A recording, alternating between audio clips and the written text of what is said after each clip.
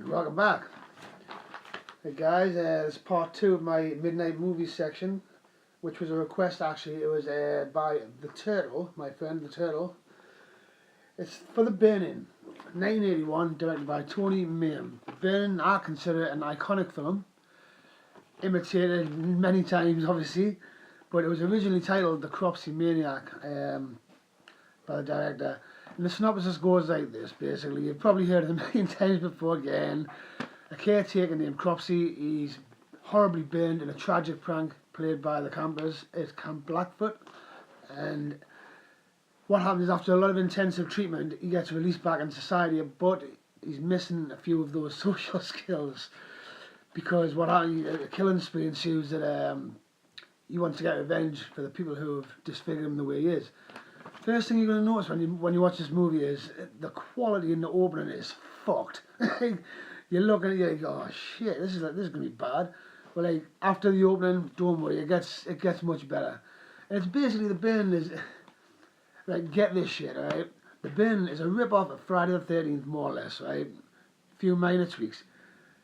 Friday the 13th in turn stole from The Burning, and I'm talking about the campfire scene. Remember that campfire scene? I don't want to scare anyone. I want to give it to you straight about Jason, yeah? That was stolen from The Burning, right? But then there's also the scene when the girl's clothes are hidden when she goes for a swim in the lake and she comes back, can't find her clothes, and she gets her throat cut with the garden shears, which we'll talk about.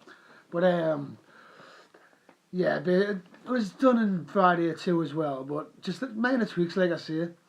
And it's like the only difference is really it's a bit like Sleepaway Camp. The camp is actually open. It's actually open and running. You know what I mean? Like, and we know it's Cropsey. It's not like a who done it like Friday the 13th, but you know we know it's Cropsey. And like in the opening scene, well not the opening scene, sorry, near the beginning of the film is like there's a lot of people out there who think that the hospital orderly is played by a young Lawrence Fishburne. I don't fucking say it, to be honest with you. I don't say it one bit. He's actually played by an actor called Mansoor Naji Ullah, or however you pronounce his name. I apologise if I haven't pronounced that right.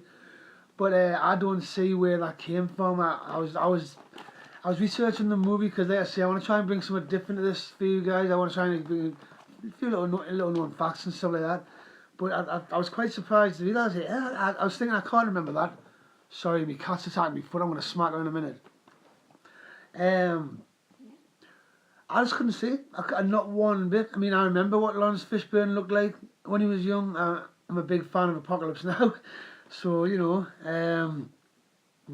yes, geez, I've got his early. But what you might not know, horror fans in particular might not know, it's actually the movie that launched the careers of Bob and Harvey Weinstein, the Weinstein brothers, and Miramax. And they're the ones who bring all of Tarantino's films, all of Kevin Smith's films. This film was the thing that actually got that going.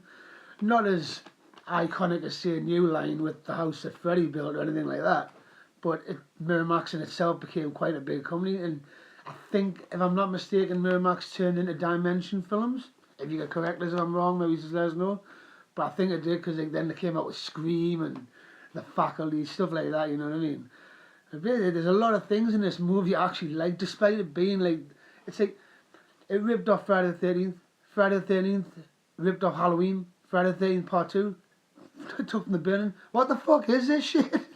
But anyway, I mean, there is some things I like about it. Now, you're going to see some shots in the movie of Cropsey's point of view, and what they've done, like, they wanted to create a distorted vision, because he's burnt and stuff, but they wanted his vision to be distorted, so what they did is they smeared Vaseline all over the camera lens, and it works brilliantly. I love little tricks like that.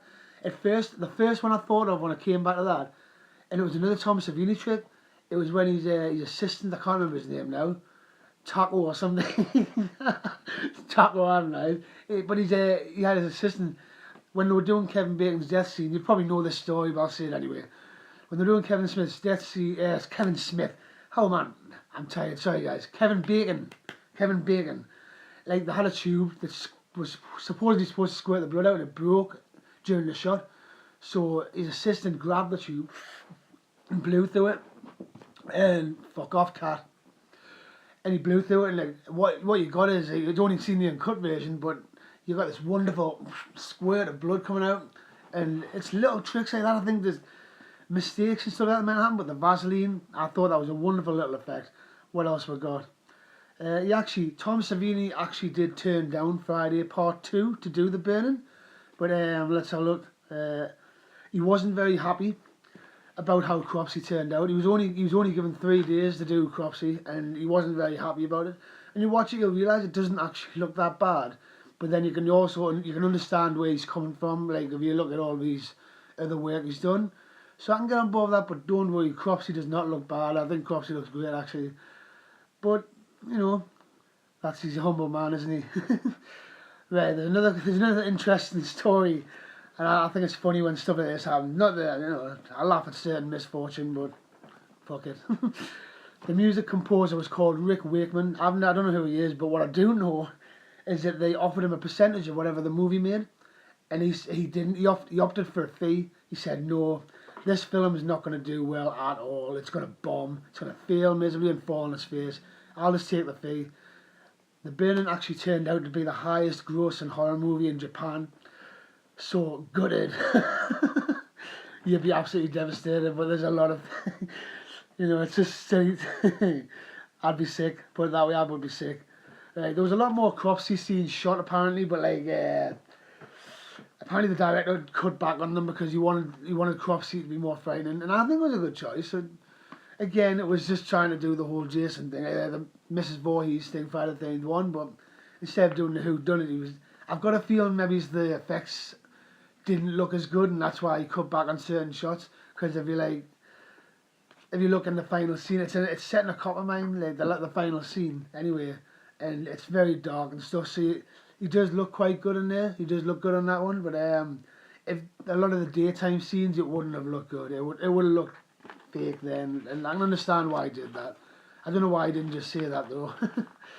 Okay, actors. I actually recognised a couple of actors in The Burning for the first time after revisiting it.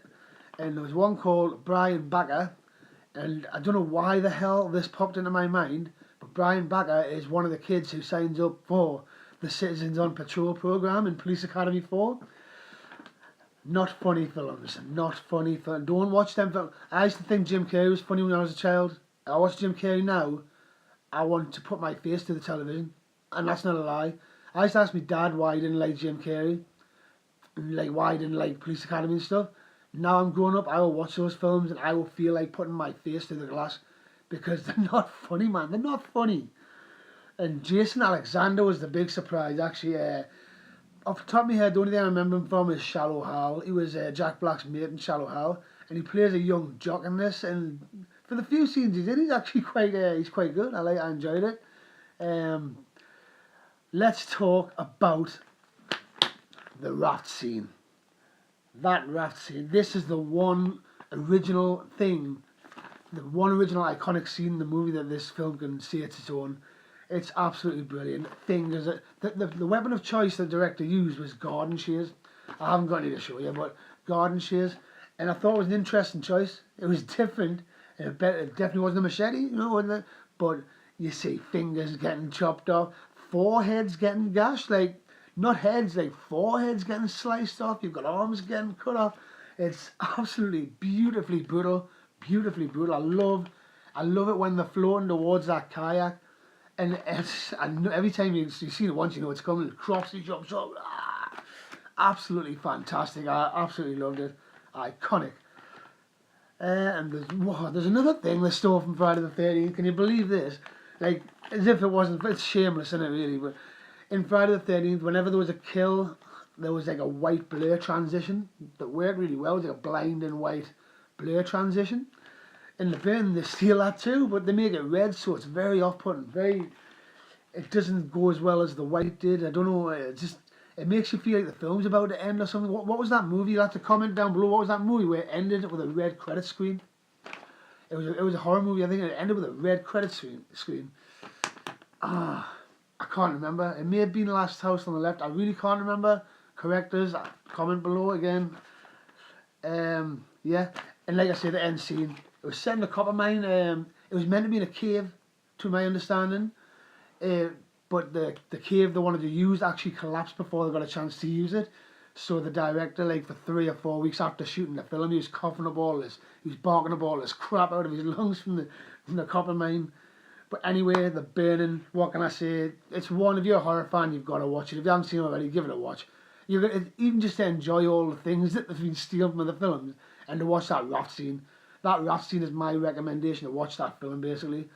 It gets a solid 7, I'd say. 7, only because I hold films like this close to my heart, like from being a child and stuff.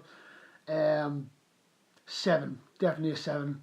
Thanks. And the next review I'm going to put up is Twitch of the Death Nerve, aka A Bay of Blood. One you've all should have seen, but if you haven't, you need to watch Twitch. You have to watch that movie. Thanks for watching, guys, and I'll see you in the next video, I guess. Bye.